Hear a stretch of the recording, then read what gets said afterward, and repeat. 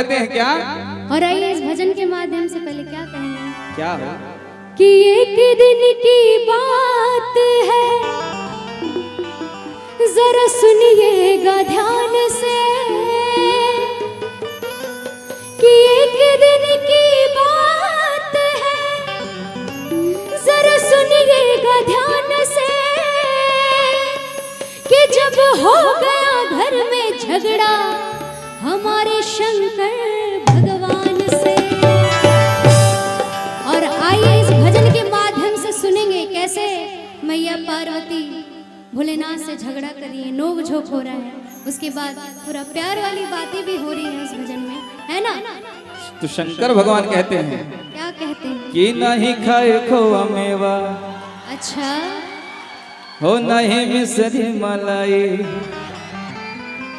कि नहीं खाए खोआ मेवा, नहीं मिसरी मलाई, कि धैले बानी होते पीस के ले आदाना, ना ही पीसो। ए गणेश के मम्मी बोले, ए गणेश के मम्मी बोले, बस पाव भर भांग खिया दो। नहीं चाहिए। नहीं आइए चलिए 1 2 1 2 3 4 तालियों का साथ देते हुए हिला के जय हो। क्या बात?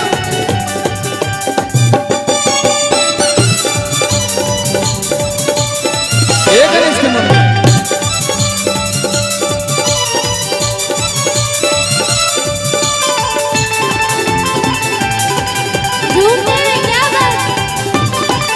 नहीं खाए खोआ मेवा, नहीं मिसरी मलाई, नहीं खाए खोआ मेवा, नहीं मिसरी मलाई, नहीं खाए खोआ मेवा, नहीं मिसरी मलाई, नहीं खाए खोआ मेवा, नहीं मिसरी मलाई, धैले बानी होते पीस के ले आदाना। अरे ना ही पीसो। ए गणेश के मम्मी बोली ना, ए गणेश के मम्मी बस पावर भांग खिया दना, ए गणेश के मम्मी बस पावर भांग खिया दना। और देखिए अब मैं क्या कह रही हूँ भोलेनाथ से, सुनिएगा। हो राउर भंगिया बढ़ेर पिसत पिसत खोला दे। फिर से कंजूसी होने लगी। देखिए भैया, कंजूसी करने से काम नहीं चलेगा। देखिए आप लोग साथ देंगे तो हम लोग भी अच्छे से गा पाएंगे, नहीं तो नहीं गा पाएंगे। अरे तनी गांजा वाला पावर लगाइए। अच्छा सच सच बताइएगा, यहाँ गांजा और भांग का सेवन कौन कौन करते हैं? खाली होली और कुछ ही लोग शिवरात्रि। हाथ उठा रहे हैं, इसका मतलब डरते हैं घर वालों से। घर वाले आए हैं, देख लेंगे तो घर में जाएंगे तो बड़ी मार पड़ी। और कहेंगे क्या कि राउर भंगिया बढ़ेर पिसत पिसत होला दे, राउर भंगिया बढ़ेर पिसत पिसत होला दे, राउर भंगिया बढ़ेर पिसत पिसत होला दे, दुख होला बड़ी दुख सहाय ना।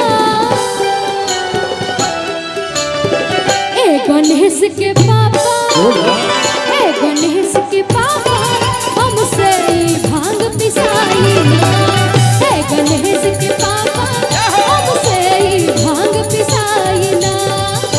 गणेश के मम्मी बस पावर भांग खिया दना।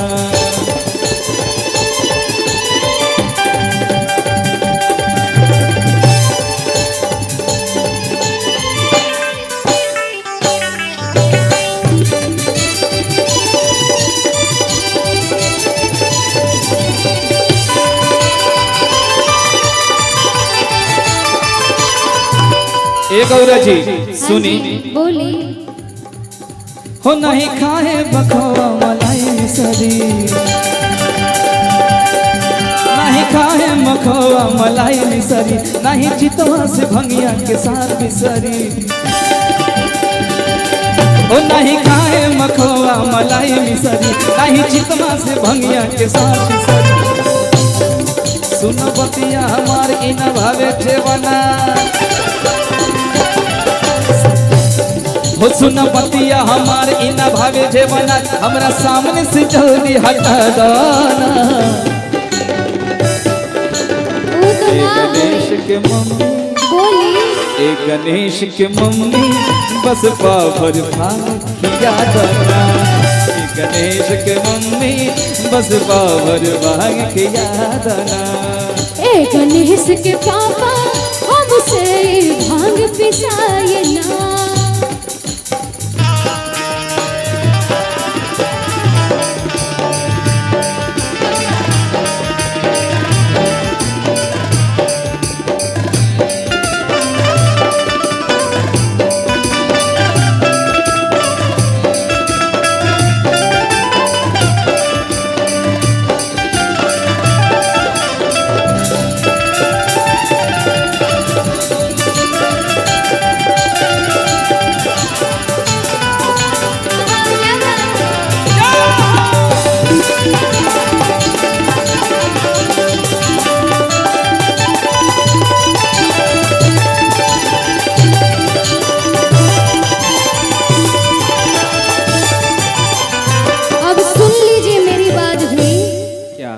कि आप गुस्सा होइए कुछ भी होइए मुझे फर्क नहीं पड़ता है ना आपको कि चाहे राजी होए चाहे होए नाराज भंगिया पे सब न सुन ले रउआ नाज हो चाहे राजी होए चाहे होए नाराज भंगिया पे सब न सुन ले रउआ नाज चाहे राजी होए चाहे होए नाराज भंगिया पे सब न सुन ले रउआ नाज जन करी अखलाल करी हमरा बखाया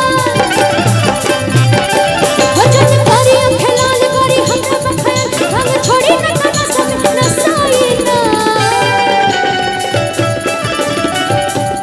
और क्या करें नए जमाने के हिसाब से ए गणेश के डैडी ए गणेश के फादर हमसे भांग पिसाई ना ए गणेश के पापा हमसे भांग पिसाई ना ए गणेश के मम्मी बस पावर भाग खिया अरे ना